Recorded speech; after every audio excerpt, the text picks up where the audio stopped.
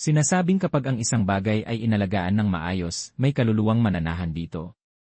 Kaya kung ang basura ay basta na lang itinatapon, ano ang maninirahan dito? Isang batang babae ang may hawak ng manika, sa kasamaang palad, ay nasira na. Nanghihinayang ang kanyang ina dahil kakabili lang nila nito. Wala na raw magagawa upang maayos pa, kaya nagpasya na lamang silang bumili ng bago. Bagamat malungkot, pumayag na rin ang bata. Sa huli, itinapon na lamang ang sirang manika kasama ng iba pang basura. Walang pakialam ang mga tao sa paggawa ng isang bagay na basura. Pagsawalang bahala ito bilang karumihan. Hindi na muling magkakaroon ng halaga. Isang batang nakasuot ng hoodie ang tahimik na nakatayo sa loob ng isang madilim na gusali. Isinasagawa rin nila ito sa ibang mga tao.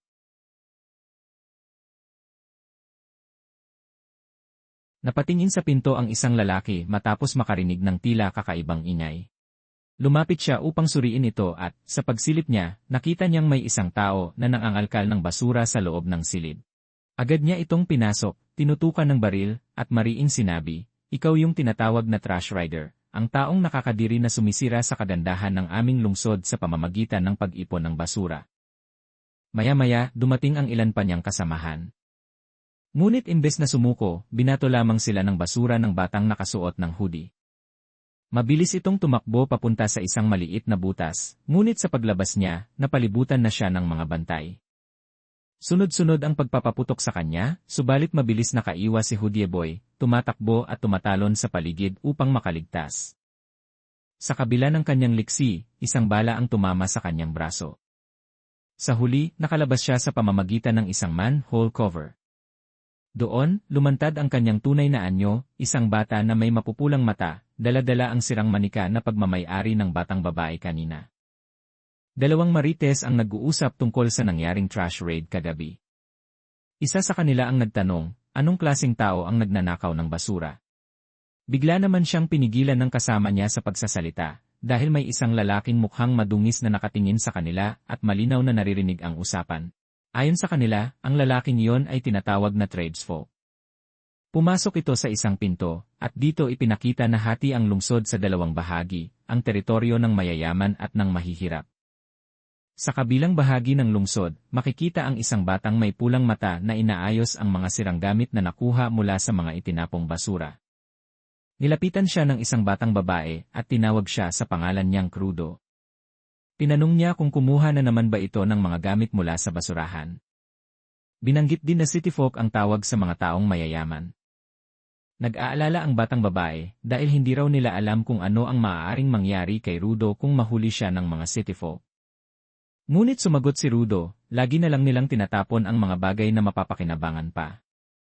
Dumating ang tatlong bully at agad na sinabihan si Chiwa na mahahawa siya sa kabahuan ni Rudo kapag lagi siyang sasama rito. Nilait din nila ang gloves na palaging suot ng talunan na si Rudo. Isa sa kanila ang sinadyang sipain ang lamparang inaayos ni Rudo, sabay pangungutya na wala rin namang bibili sa mga basurang inaayos ng tulad niya. Lalong uminit ang ulo ni Rudo nang marinig niyang tinawag siyang anak ng isang mamamatay tao. Patuloy ang mga bully sa pagtutukso tungkol sa kanyang ama, hanggang sa tumitig siya sa kanila ng mariin, puno ng galit at nanlilisik ang mga mata. Napaatras sa takot ang tatlong ugok at dali-daling umalis. Habang pinupulot ni Rudo ang lampara, nagsalita si Chiwa. Sinabi niyang hindi siya naniniwala na katulad siya ng kanyang ama, at kumbinsido siyang mabait na tao si Rudo, isang taong hindi kayang pumatay ng kahit sino. Napansin ni Chiwa ang isang manika sa tabi at agad itong humanga sa ganda nito. Ngunit sinabi ni Rudo na hindi niya yon binebenta. Sa isip niya, may nais pa sana siyang idagdag. Ngunit bago pa man niya masabi, tinawag si Chiwa ng kanyang ina para umuwi. Bahagyang napatigil si Rudo sa kanyang ginagawa, hawak pa rin ang manika na sana'y ibibigay na niya kay Chiwa. Kaya naman umuwi na lang si Rudo, baka sa mukha niya ang lungkot. Pagdating niya sa bahay, sinalubong siya ng kanyang stepfather na agad siyang inasar. Narinig pala nito ang usapan nila kanina ni Chiwa. Makikita ang inis at pagkaasar sa mukha ni Rudo habang nagsasalita ang lalaki. Sinabi ng kanyang stepfather na maging tapat siya sa nararamdaman niya tungkol kay Chiwa. Dagdag pa nito, gusto niyang pag-usapan nila ang nangyaring trash raid kagabi, sabay tingin kay Rudo. Pinangaralan niya ito, sinabing hindi niya kailangang gawin ang ganoong bagay at dapat hayaan na lang ang mga matatanda ang gumawa nito. Hindi man tayo magkadugo, sabi ng kanyang stepfather, pamilya pa rin tayo. Kaya tigilan mo na ang mga ganoong gawain, delikado yan. Sumagot si Rudo, nakita mo ako noong ako'y bata pa lang at ikaw ang nagpalaki sa akin. Hindi ito para ibalik ang kabutihan na binigay mo, ipinapakita ko lang ang respeto ko sa iyo bilang pamilya. Napangiti si Recto at muling biniro si Rudo, sinasabing sana ganyan ka din magsalita kay Chiwa. Sa narinig niyang iyon, biglang nagbago ang ekspresyon ni Rudo at halatang nataranta. Napansin ni Recto ang sugat ni Rudo kaya agad niya itong ginamot. Doon nakita din na kulay itim ang balat ng kamay ni Rudo na para bang nasunog. Sinabi ni Rudo na hindi ito kasing seryoso kumpara sa sugat na iniwan ng kanyang ama.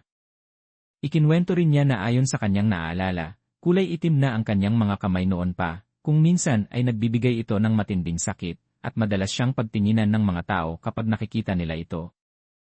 Dahil dito, lubos na pinanghinaan ng loob si Rudo noong bata pa siya, at sa panahong iyon, binigay sa kanya ni Recto ang gloves na palagi niyang suot. Biniro muli ni Recto ang binata, sinasabing dapat ay magtapat na siya bukas sa nararamdaman niya para kay Chiwa, bago pa siya maunahan ng iba at ibigay ang manika. Kasama pa raw ang isang matamis na halik. Hindi maipinta ang mukha ni Rudo at natulog itong asar sa kanyang ama. Samantala, sa labas ng kanilang bahay, isang lalaki na balot ang buong katawan sa tela at may suot na maskara ang tahimik na nakamasid, tila may masamang balak laban sa mag-ama. Kinabukasan, makikitang nagpa-practice si Rudo ng kanyang ngiti sa harap ng salamin. Habang naglalakad siya, napatingin siya sa mga tumpok ng basura at napabulong. Ayon sa sabi-sabi, ang pit daw ay isang napakalaking tambakan ng basura. Lahat ng basura mula sa lungsod ay doon napupunta at lahat din ng tao na nasentensyahan ay tinatapon doon. Doon din napunta ang tatay ko sa pit. Biglang nagsalita si Chiwa mula sa tabi niya, dahilan para magulat si Rudo. Agad niyang itinago ang manika at nauutal-utal sa kanyang pananalita, halatang nahihiya at natotorpe sa presensya ng dalaga. Habang nag-uusap sila tungkol sa nangyaring execution sa isang tao, tumitig si Chiwa kay Rudo at seryosong sinabi. Ayokong makita kang itapon sa pit ng basura. Nagkatitigan silang dalawa at parehong natameme. Napaatras si Rudo, biglang napasigaw at nauutal habang sinasabi na nakita niya ang manika at inisip na baka magustuhan ito ni Chiwa, pero agad niyang binawi, baka raw hindi niya magustuhan dahil galing ito sa basurahan. Sa kabila nito, naglakas loob pa rin siya at iniabot ang manika sa dalaga. Tinanggap iyon ni Chiwa na pangiti at malumanay na sinabi. Iingatan ko ito magpakailanman. Makikita sa mukha ni Rudo ang pamumula at matinding kilig. Sa sobrang saya, tumakbo siya palayo, sabik na sabihin ang nangyari kay Recto. Habang tumatakbo, nabangga niya ang ilang apostol. Nagpatuloy siya sa pagtakbo, diretso patungo sa kanilang bahay, hindi batid na may maseryosong mangyayari. Pagbukas ni Rudo ng pinto, agad siyang napatigil sa gulat. Sa harap niya, bumungad ang maskman, at sa sahig, nakahandusay si Recto, may patalim na nakabaon sa kanyang sikmura.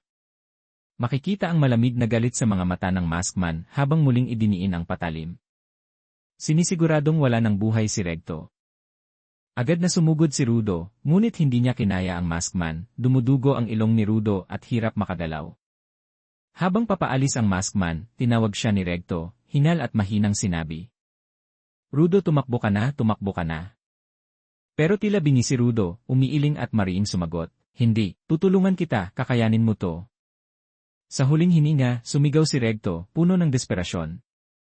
Rudo, tumakbo ka na.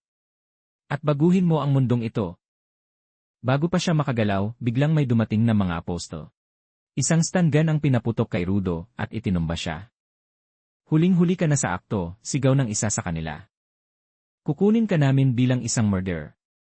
Nagpupumilit si Rudo at paulit-ulit na sinasabi. Hindi ako yon, hindi ko magagawa yon, tumakas na ang tunay na pumatay kay Recto. Ngunit walang naniniwala sa kanya. Sa gitna ng kanyang pagwawala, isa sa mga apostol ang sumuntok sa kanyang mukha at tuluyang bumagsak si Rudo sa sahig. Tinali ang dalawang kamay ni Rudo sa dulo ng slam. Habang nakatali siya sa harap ng maraming tao, nagsalita ang apostol tungkol sa mga kasalanang nagawa niya, na hindi lamang siya nakontento sa pagnanakaw ng basura, kundi dinumisan pa niya ang kanilang lungsod. Ayon sa apostol, hindi ka lang nagnakaw, nagawa mo pang pumatay ng tao. Dahil sa iyong mga ginawa, wala ka ng karapatang manatili rito. Sa huli, hinatulan siya ng kamatayan. Nag-umpukan ang mga tao, paulit-ulit na sumisigaw, itapon ang dumi sa hukay. Sa gitna ng kaguluhan, napatanong si Rudo sa sarili, ano ba to? Paano nangyari to?